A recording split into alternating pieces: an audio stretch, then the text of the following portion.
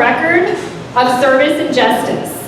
Tim Alexander is a former detective captain with the Atlantic County Prosecutor's Office, a prosecutor in Philadelphia, and now a respected civil rights attorney. He's been our Democratic nominee for Congress before, but he's back again to fight for South Jersey in 2026. Please welcome Tim Alexander.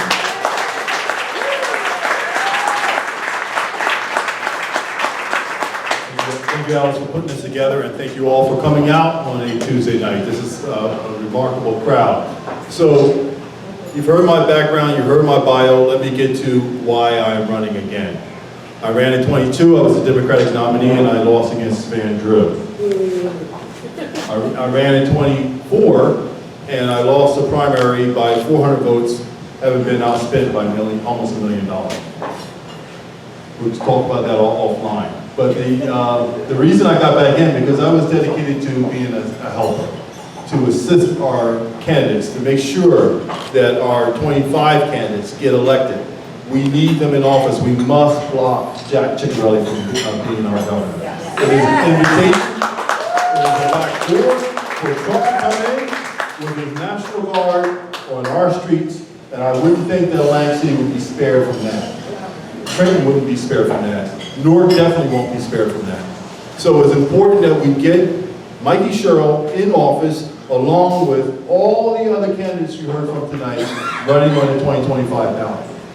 So to the CD2, why am I back? Many of you know my story. You know a lot about my family. Maybe you've forgotten, and those who never heard. I have a daughter, oldest daughter, 3 children. My oldest daughter was a police officer in Camden. It was her dream job. She wanted to follow her father's footsteps, no matter how much I told her there's no way. But she did it, and she was very good at it, and she enjoyed it. And for 4 years, she patrolled the streets of Camden doing her job. Unfortunately, she was in a very rough situation, very highly unsanitary situation, and as a result, she contracted a virus. That virus ended up attacking her heart, and she ended up having myocarditis. Most people, it clears up. But for whatever reason, our daughter did not recover from that disease, and her health deteriorated to a point where she had to leave the dream job that she enjoyed. Ultimately, at 33 years of age, she had a heart transplant. And why am I telling you this? Because she was on Medicaid.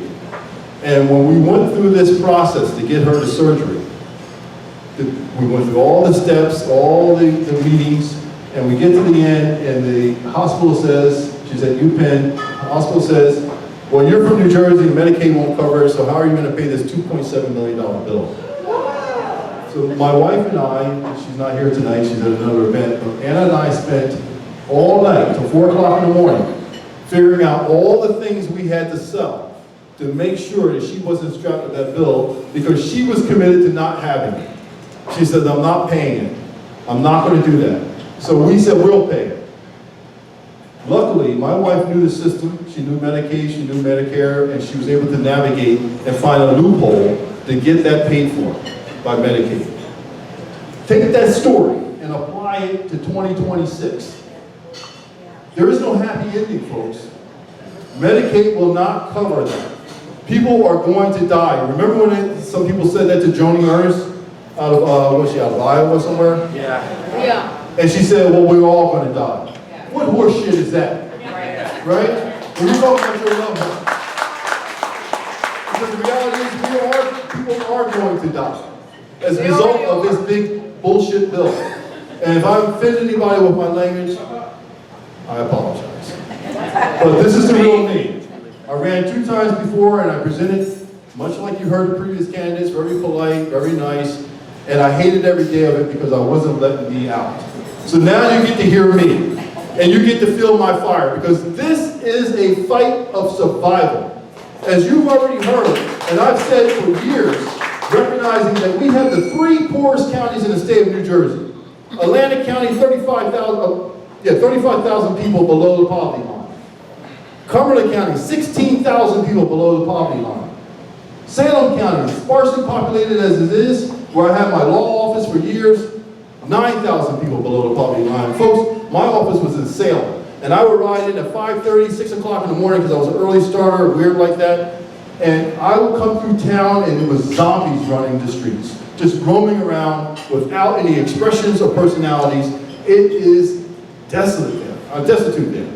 My wife grew up in Salem County. She told me how beautiful downtown Salem was. That's where she went to buy her dresses for church, gloves and hats, or prom gowns, all those things. Salem City was a vibrant community, and it lost all its businesses. Nothing came in behind it, and now they are in trouble. And by the way, just a quick aside, wind industry was going out in Salem City on the port to build a facility where they manufactured and assembled wind turbines. A program that Jeff Van Drew, through his hard work, killed those jobs, killed jobs up in North Cross's district, and killed jobs right here in Atlantic City. And okay, if people didn't want wind energy, then we should listen to them. But you come up with another solution. You don't kill it, and now we're paying $700 a month in electric bills. Because it wasn't going to control the need, right? And if you haven't figured out, Atlantic City Electric does not produce electric. They are a commodities company. They buy it, and they resell it back to you on a markup. Imagine if we were able to produce our own electric. We would have had a much affordable option. But instead he killed it without something to fill in behind it. So shame on him. And shame on killing all those jobs. And shame for killing the opportunity for people. This is part of the reason why I'm running. This is not just a campaign, folks. I started a movement. Before I decided to run for Congress, I had dedicated myself to starting a movement to get rid of the for lack of a better word, scum in Washington. Remember that whole slogan about draining the swamp? He drained it all right, but that toxic chemical that he put in behind it is just killing us. And that's the reality of what we're dealing with. So my movement was to get rid of him.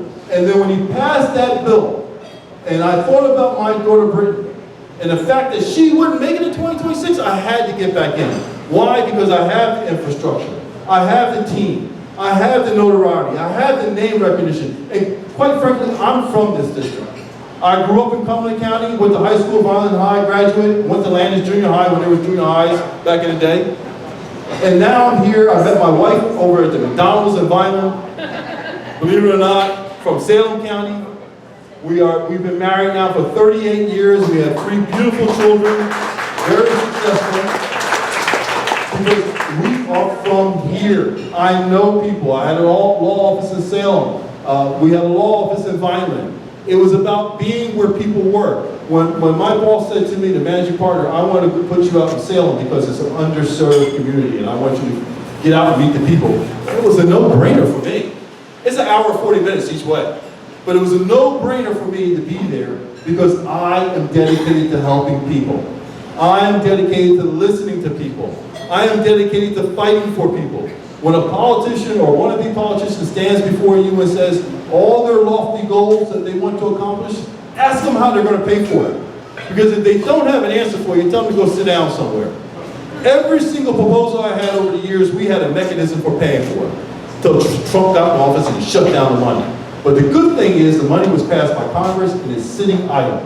So what we have to do is get rid of Trump, get rid of Trumpism, get rid of Van Drew, and get rid of every single MAGA Republican down there so that we can restore those funds and I can come back to you and say, this is what we're going to do. This is how we're going to pay for it.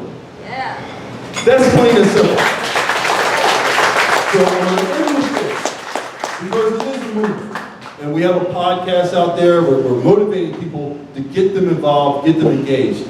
And as Alice can tell you, I was at the NAACP meeting last night, and my gripe with my club here in Atlantic City was that when I was at that protest in Ocean City, and I looked around, there wasn't a whole lot of people who looked like me out there. And we got to get off the sidelines, and we got to join the fight. We know how to do it, we know where to go to do it, and it doesn't take much to show up. And let me tell you about protesting. Protesting isn't a one-off event. It isn't a one-month event. It is a lifetime commitment. We will be protesting until this November, until next November, until the following November, until every single one of our issues are heard, met, and addressed. Plain and simple.